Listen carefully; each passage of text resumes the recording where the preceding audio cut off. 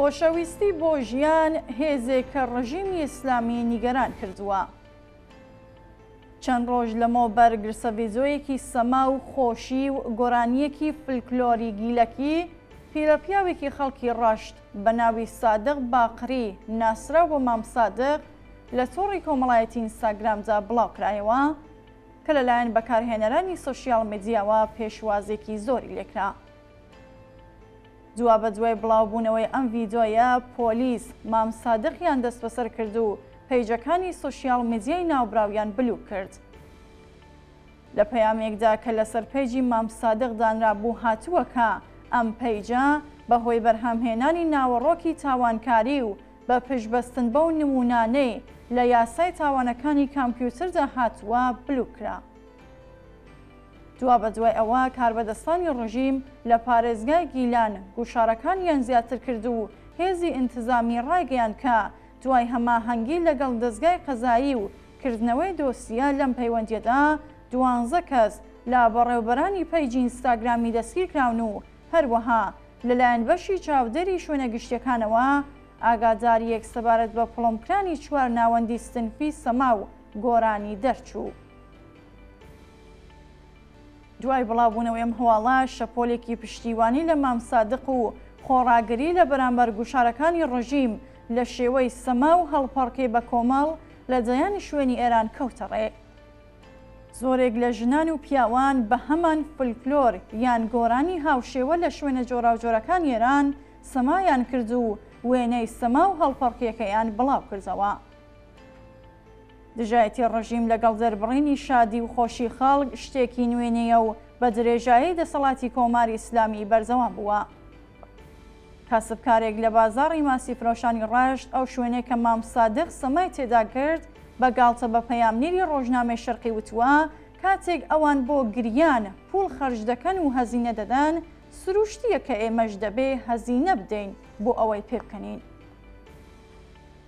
حکوومەتی ئیسلامی هەوڵدەدات هەموو بوارە وەرزشی، هۆنەری، فەرهەنگی، پەروەرزەئی و تەنانەت زانستیەکانیش کۆنتڕۆڵ بکات و لە پێناو خزمەت بە ئامانجی کۆنەپەرستانەی خۆیدا بەکاریان بهێنێت. لەم پەیوەندیەدا سەما لە زومرەی ئەو کردارانەیە کە لە ڕوانگەی ڕژیمی ئیسلامیەوە قەدەغەیە و بەرپرسە ئاینیەکانی شیعەش لە زۆرێک لە فتووەکانیاندا بە فعلێکی حرام و ناشەرعی ناویان بردووە. بۆ نمونە بە پێفتوای خومەینی سەما بە تەواوەتی حرامە. هەر بۆیە سەما لە بازنەی و هونەرانەیە کە لەلایەن ناوەندە فەرهەنگی و هونەریەکانەوە پاڵپشتی دەکرا دوورخرایەوە. هەرچەندە ڕژیم هەرگیز نەیتوانی بەتایبەت ڕێگری بکات لە جۆرەکانی سەما و هەڵپەڕکەی ناوچەئی، بەڵام سەما بەمانە هونەری واقعیەکەی خۆی دوای 44 ساڵ هێشتا قەدەغەیە و شەڕی کۆماری ئیسلامی لە دژی مامۆستا و ڕاهێنەرانی هونەر و سەماکاران بەردەوام لە ئارادایە. لە ماوەی ساڵانی دوای سەرکەوتنی شۆڕشی 1357 زۆرجار سەماکاران و ڕاهێنەرانی ئەم هۆنەرە دەست بەسەر و شوێنەکانی ڕاهێنانی سەما داخراون.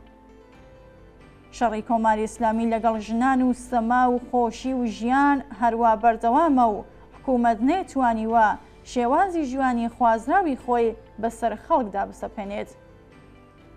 بەتایبەت ئەوەی ئەمڕۆ لەم بوارەدا زۆر بەرچاوە ئەو ڕاستیەیە کە لەو کەش و هەوایەدا کە شۆڕەشی ژنجیان ئازادی دروستی کردووە ئەم خۆڕاگریە گەلێک بەربڵاوتر و بۆێرانەتر بووە.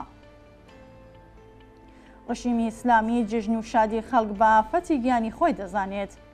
ئەم ڕژیمە لەگەڵ خۆشی و زەردەخەنەی سەرلێوی خەڵک ناتەبایە. خەمۆکی و نائومێدی و بێهیوایی خۆراکی کۆماری ئیسلامیە. ئەو کۆمەڵگایەکی ملکەچ و گوێڕایەڵی زەوێت کە تێدا خەڵک لە بەرامبەر ئەو چارەنووسەدا کە ڕژیم بۆی دیاری کردوون سردانەوەنن. ڕەسمەکانی هاوسەرگیری بە بیانووی ئەوەی تیاندا حجابی ئیسلامی ڕەچاو ناکرێت و مەوزای نێوان ژن و پیا و لە بەرچاو ناگیرێت تێک دەدات. ڕێگری دەکات لە بەڕێوەچوونی کۆنسرتی موسیقا. ئەو لاوانەیە کە لە بۆنە جۆرە و جۆرەکاندا لە زۆری یەک کۆ دەبنەوە و سەما دەکەن و کاتێکی خۆش لەگەڵ یەکتر بەسەر دەبان ئەزیەت و ئازار دەدات و بێڕێزیان پێ دەکات. لە ڕاستیدا گەر دنیا بە مەیلی ڕژیمی ئیسلامی ئێران بووایە جەبوو ئەم کۆمەڵگایە بە درێژایی ساڵ ڕەشپۆش بێت و هەر ڕۆژە و بە بیانوێک ماتەمین بگرێت. بەڵام زۆربەی هەرە زۆری خەڵکی ئەم کۆمەڵگایە تەسلیمی نیزامی ئیسلامی نەبوون. هەروەک دەبینین سەرەڕای هەڕەشە و توند و تیژی و تەنانەت ئەزیەت و ئازار و گرتن لەم پەیوەندیەدا خەڵک لە سەرانسەر ئێران دژایەتیەکانی ڕژیم پشتگوێ دەخەن. موسیقا، هۆنەر، گۆرانی، سەما و خۆشی لە حەشارگەکان هاتوۆتە دەرەوە. لە بەرامبەر فەرهەنگی کۆنەپەرستانەی زەڵدا فەرهەنگی بەرخۆزانی پێشکەوتن خوازانە سەری هەڵداوە.